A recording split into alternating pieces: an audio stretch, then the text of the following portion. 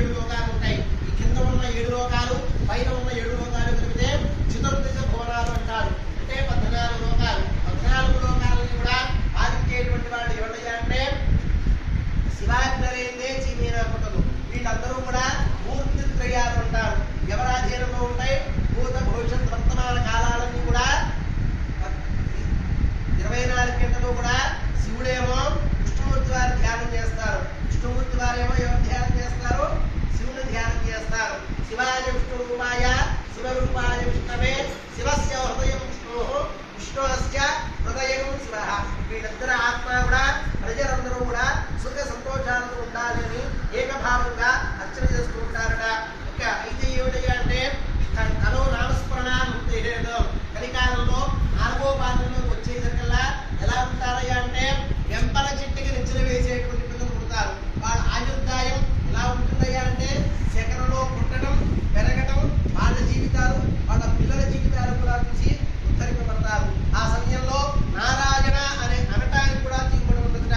అలా ఎవరినైతే అంటారో నారద వాళ్ళకి నిష్కామ్యమైనటువంటి కోరిక స్వామివారు తీరుస్తా అన్నారట. నిష్కామ్యము అనగా ఏమిటి అన్నారట? పరులకి హాని చేయనటువంటి కోరిక స్వామివారు తీరుస్తారని చెప్పారట. ఇక వ్రతం చేసేటువంటి వాడు ఎప్పుడు లేవాలి అంటే 4 బ్రాహ్మీ ముహూర్తంలో లేవాలి. 4 దగ్గర నుంచి కూడా 6 వరకు కూడా బ్రాహ్మీ ముహూర్తం. ఆ ముహూర్తంలో నుంచి స్నాన సంధ్యావందన కార్యక్రమాన్ని కూడా పూర్తి చేసుకుని స్వామి వారిని మొక్కుకోవాలిట.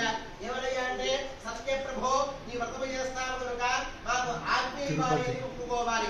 ఉదయం నుంచి కూడా సాయంత్రం వేళ వరకు కూడా ఉపవాస జాగారం చేయాలి. మధ్యాహ్నం కూడా పడుకోకూడదు. పడుకుంటే ఉపవాస ఫలితం పోతుంది. అలా పడుకోకుండా భగవద్గీత, రామాయణ, భారత, భాగవత శ్లోకాలు అన్ని కూడా పారాయణ చేయమన్నారట. పారాయణ చేసిన తర్వాత సాయంత్రం సంధ్యాకాలం అయిన తర్వాత గోధూళికా సమయం అంటారట. గోవులు ఇంటికి వెళ్లే సమయంలో అక్కడికి వెళ్లి గోపూజ చేయాలి. గోపూజ చేసి గోవయం అంటే ఆవు పేట తీసుకురావాలిట. ఇంట్లో అలంకార ప్రియో భగవాన్ విష్ణు, అలంకారం విష్ణుమూర్తి వారికి ఎంత అలంకారం చేస్తే అంత సంతుష్టాన్ని కూడా అవుతారట.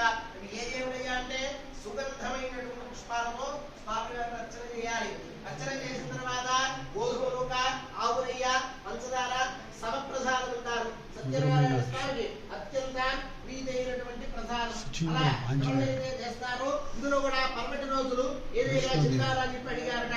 ఏకాదశ్యాం పౌర్ణిమాయాం రవి సంక్రమణేట ఏకాదశి రోజున కానీ పౌర్ణమి రోజున కానీ ఏకాదశి రోజున కానీ రవి సంక్రమణం అంటే రవి ప్రతి నెలా కూడా ఒక రాశిలో నుండి మరొక రాశిలోకి సుదర్శన సంక్రమణం ఉంటారట. ఆ రోజైనా సరే మనసా వాచ కర్మణ స్వామివారిని ఎన్ని రకాలుగా అర్చన చేయాలి అంటే మనలో ఉండే కామ, క్రోధ, లోభ, మదవాత్సర్యాలను కూడా వదిలేసి స్వామివారిని అర్చన చేయమన్నారట. అలా అర్చన చేస్తే నిష్కామ్యమైనటువంటి కోరిక స్వామివారు తీరుస్తారని చెప్పారట. స్వామి మీరు చెప్పినటువంటి ఆచారంలో కానీ విధుల్లో కానీ కుదరలేదు కనుక వ్రతం మానేయవలసిందే నాని ప్రపంచన వేశారట. ధనం కలిగినటువంటి వాళ్ళు ఎప్పుడు చేయాలయ్యా అంటే ప్రతి పౌర్ణమి ఎందుకు కూడా చేయాలి. అలా కూడా ధనం లేకపోతే సంవత్సరానికి ఒక మారైనా చేయాలి. అలా కూడా శక్తి లేకపోతే వ్రతం ఎక్కడైతే జరుగుతుందో అక్కడికి వెళ్ళి వాళ్ళ శక్తి అనుసారం స్వామివారికి ఒక కొబ్బరికాయ కానీ, ఒక పుష్పం కానీ, ఒక పత్రం కానీ, కర్పూరం కానీ శక్తితో అది వాళ్ళకి అర్చన చేయాలిగా. అర్చన చేసిన తర్వాత ఈ ఒక అంచు కలిగిన ఒక వస్త్రం వేయాలి. ముందుగా ఎవరిని కొనవాలి? ఆదు పూజ్యం గణాధిప. గణపతి అర్చన చేయకుండా ఏ పనైనా మంచి జరగాలన్నా చెడు జరగాలన్నా ఎవరి ద్వారా వస్తాయి? గణాధిపత్యం పట్టినటువంటి గణపతి ద్వారా. మంచి గారి చెడు గారి ఎవరి ద్వారా వస్తాయి? విఘ్నేశ్వరుడు ద్వారా కూడా మంచి గారి చెడు గారి వస్తాయిట. రెండవ వాడిని ఎవరన్నారట? ఆదిత్యాది నవగ్రహాలు. ఆదిత్యాది నవగ్రహాల ద్వారా మనకన్నీ కూడా సంక్రమిస్తూ ఉంటాయి. గ్రహాలు ఎందుకండి అన్నారట? పూర్వజన్మ సుకృతం చేత రవి ఒక రాజు ప్రతి నెలా కూడా రాశిలో ప్రవేశిస్తూ ఉంటారు.